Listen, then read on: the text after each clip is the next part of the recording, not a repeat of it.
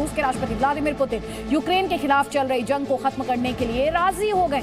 अब आप ये सोच रहे होंगे कि 13 दिन की जंग के बाद पुतिन इतनी आसानी से कैसे मान गए। पूरी कहानी जानने के लिए यूक्रेन की जंग के मैदान से ये रिपोर्ट देखिए।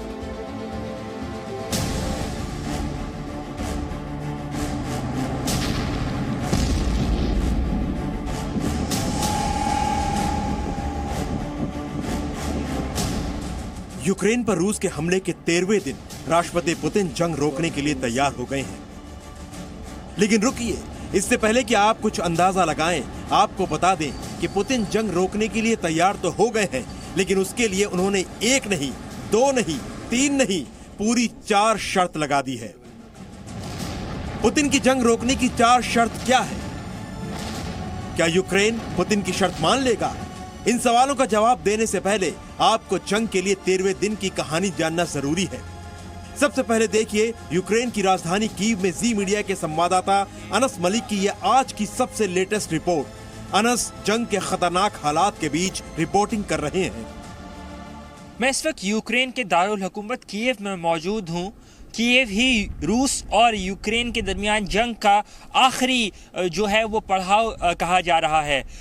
ज़ेलेंस्की जो यूक्रेन के सदर हैं, उनका दावा है कि वो यहीं पर ही मौजूद हैं, कीव में ही मौजूद हैं और यहीं से आगे जो हैं वो कमांड कर रहे हैं। लेकिन एक मसला ये है कि रशियन साइड ने इस वक्त जंग ख़त्म करने के लिए 4 शर्तें रखती हैं। अगर कीव की मैं बात करूँ तो कीव में जो है वो सप्लाई का जो है एक फुकतान हमें नज़र आ रहा है। सुपरमार्केट जो है वहाँ से चीज़ें अब कम से कम होती चली आ रही हैं। लोग ज़्यादा से ज़्यादा यहाँ से बाहर सेफ्टी की तरफ जाना चाहते हैं, हिफाजती जगहों पर जाना चाहते हैं और आर्मी की जो इंक्रीज डिप्लॉयमेंट्स हैं वो यहाँ पे बढ़ गई हैं, क्योंकि लड़ाई अब इरपिन में गोया कीव से तकरीबन 27 किलोमीटर दूर ही चल रही है।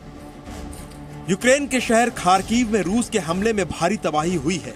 रूसी हमले में खार्किव में पुलिस स्टेशन पूरी तरह तबाह हो गया।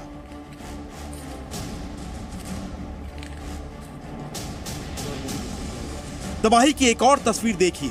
रूसी सैनिकों की बमबारी के बाद खार्किव में कंटेनर डिपो में भीषण आग लगी है।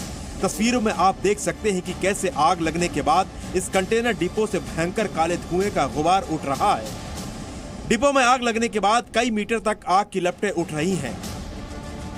रूसी हमले में बड़े पैमाने पर तबाही की तस्वीरें आ रही हैं। रूसी सैनिकों के हमले में खरसोन का फैब्रिका मॉल पूरी तरह तबाह हो गया है। चारों तरफ मॉल का मलबा फैला हुआ है।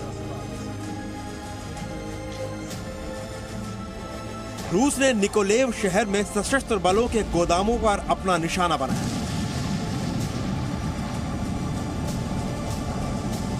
रूसी सैनिकों की बमबारी के बाद सशस्त्र बलों के गोदाम में भीषण आग लग गई। आप तस्वीरों में देख सकते हैं कि यह हमला कितना खतरनाक था।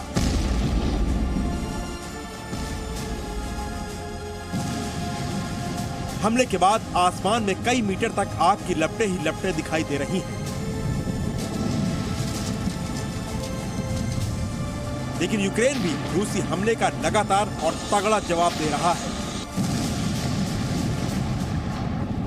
यूक्रेनी सेना ने रूस का एक मिसाइल डिफेंस सिस्टम ड्रोन हमले से तबाह कर दिया। यूक्रेन ने वीडियो जारी कर यह दावा किया है। यूक्रेनी सेना के ड्रोन ने रूस की जमीन से हवा में वार करने वाली anti missile defence system BUK-M2 को नष्ट कर दिया। दोनों ही देश दावा कर रहे हैं कि उन्होंने एक दूसरे की आर्मी को भारी नुकसान पहुंचाया है। यूक्रेन का दावा है कि उसने रूस के 12,000 से ज्यादा सैनिकों को मार गिराया, 48 लड़ाकू विमान तबाह कर दिए, 80 हेलीकॉप्टर गिरा दिए, 303 टैंक बर्बाद कर दिए। वहीं रूस का दावा है कि उसने यूक्रेन के 2037 मिलिट्री इंफ्रास्ट्रक्चर को बर्बाद कर दिया, 66 एयरक्राफ्ट गिराए, 61 रडार स्टेशन तबाह किए और 71 कमांड पोस्ट बर्बाद कर दिए। इतनी तबाही के बीच रूस यूक्रेन के बीच बेलारूस में बातचीत भी चल रही है। 3 दौर की बैठक हो चुकी है, लेकिन अब भी नतीजा कुछ नहीं निकला है।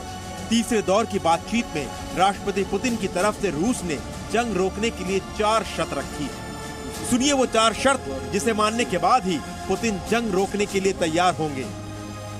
पुतिन की पहली शर्त यह है कि यूक्रेन रूस के खिलाफ सैन्य कार्रवाई रोक दे।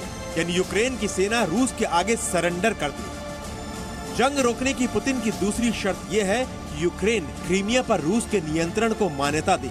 रूस ने साल 2014 में क्रीमिया पर हमला करके उसे रूस में मिला लिया था। पुतिन की तीसरी शर्त है कि पूर्वी यूक्रेन के दोनेत्स्क और लुहांस्क को स्वतंत्र देश मान ले। और चौथी शर्त पुतिन ने ये रखी है कि अगर यूक्रेन अपने संविधान में संशोधन करके इस प्रस्तावना को जोड़ता है कि वो कभी भी नेटो में शामिल नहीं होगा, तो वो जंग को तुरंत रोक देगी।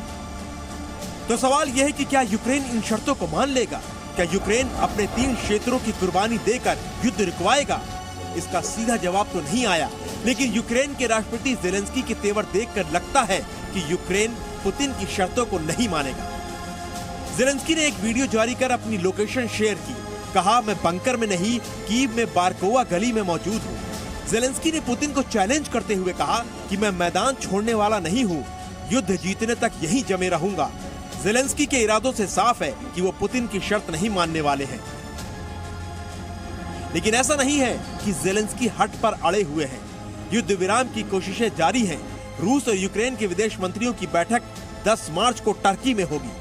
लेकिन यूक्रेन को पता है कि फैसला तो सिर्फ पुतिन ही करते हैं।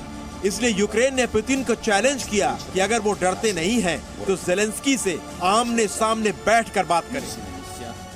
Давно прагнули розмови між президентом України і Владимиром Путіним, тому що ми всі з вами розуміємо, що рішення остаточні ухвалює саме він, тим більше зараз, за нинішніх обставин.